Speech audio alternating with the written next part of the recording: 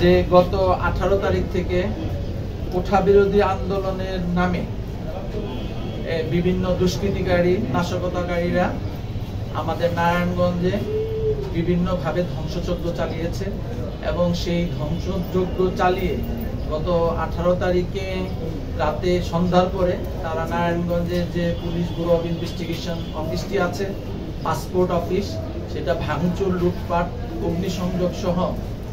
ব্যাপক ক্ষয়ক্ষতি সাধন করে এবং পরবর্তীতে পরের দিনও তারা এসবি গার্মেন্টস নামে একটি গার্মেন্টসে আগুন ধরিয়ে দেয় এবং লুটপাট করে। আমরা প্রথম দিন থেকেই তাদেরকে প্রতিরোধ করার চেষ্টা করে আসছি এবং আমরা পিবিআই অফিস থেকে পিবিআই আটকে পড়া সদস্যদেরও কিন্তু তাদেরকে প্রতিরোধ করে সেখান থেকে আমরা উদ্ধার করেছি এবং এটা আপনারা জানেন।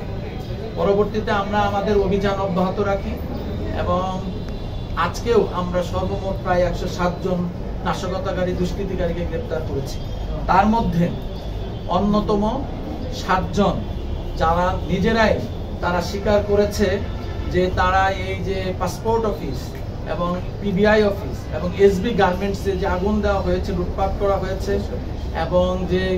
এই ধ্বংসযজ্ঞ করেছে, এটা তারা সরাসরি সম্পৃক্ত ছিল এবং তারা এই আগুনটা নিজেরাই দিয়েছে এবং তারা যে সবচেয়ে যে গুরুত্বপূর্ণ তথ্যটি প্রাথমিকভাবে আমাদেরকে দিয়েছে, এই যে তারা যে ধ্বংসযজ্ঞ চালালো তারা সহ আরো অন্যান্য অনেকে তারা যে কাজটি করলো, কাদের নির্দেশে এবং কাদের নেতৃত্বে এই কাজটি করেছে। আমাদেরকে প্রাথমিকভাবে তারা যেটা বলেছে যে ফতুল্লা থানা জামাতের যে আমির, তার নাম হচ্ছে মাসুদ মেম্বার নামে সে পরিচিত এবং ফতুল্লা থানার যুবদল নেতা মামুন, তারা তাদের নেতৃত্বে এবং তাদের উপস্থিতিতে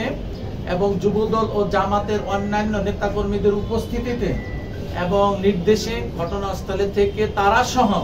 এরা সহ অন্যান্যরা এই ব্যাপক ধ্বংসযজ্ঞ, এই পিবিআই অফিস, পাসপোর্ট অফিস এবং এই যে এসবি গার্মেন্টস সহ অন্যান্য যে গাড়িগুলা পুড়িয়েছে, শীতল পরিবহনের যে গাড়িগুলা পুড়িয়েছে, এগুলা কিন্তু তারা করেছে। এবং আমরা প্রাথমিকভাবে আরো কিছু তথ্য পেয়েছি, এই যে যুবদল নেতা এবং জামাত নেতা এদেরও উপরের যে নির্দেশদাতা এবং প্রত্যক্ষভাবে যারা ঘটনাস্থলে ছিল সে হচ্ছে আমাদের এখানকার যে জেলা বিএনপির যারা নেতৃবৃন্দ আছে, গিয়াসউদ্দিন সাহেব আছেন, আমাদের আমি আরো নাম পেয়েছি, সে হচ্ছে সাবেক কাউন্সিলর ইকবাল নাম, তার নাম হচ্ছে ইকবাল সহ যারা আরো অ্যাডভোকেট টিপু সহ আরো যারা আছে, মশিউর রহমান রনি, এছাড়া আরো আমরা যাদের নাম প্রাথমিকভাবে পেয়েছি, সাজ্জাদ, তারা সবাই বিএনপি নেতাকর্মী এবং জামাতের নেতাকর্মী, সাজ্জাদ, সজল, সাজিদ, ইমন, আবুল হোসেন, সাইদ, এরা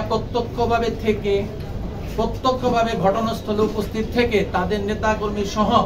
আমরা যাদেরকে গ্রেপ্তার করেছি তারা সহ আরো ব্যাপকভাবে অন্যান্যদের নিয়ে তারা ব্যাপকভাবে এই ধ্বংসযজ্ঞ তারা চালিয়েছে। উন্নয়ন যে হচ্ছে, উন্নয়নটা তো ধরেন মাননীয় প্রধানমন্ত্রীর যে উন্নয়নটা, এটা তো সরকারি যে অফিসগুলো আছে এইটার মাধ্যমেই তো উন্নয়নটাকে আসলে এগিয়ে নিয়ে যেতে হবে। তো এই উন্নয়নের অগ্রযাত্রাটাকে ব্যাহত করার জন্য যাতে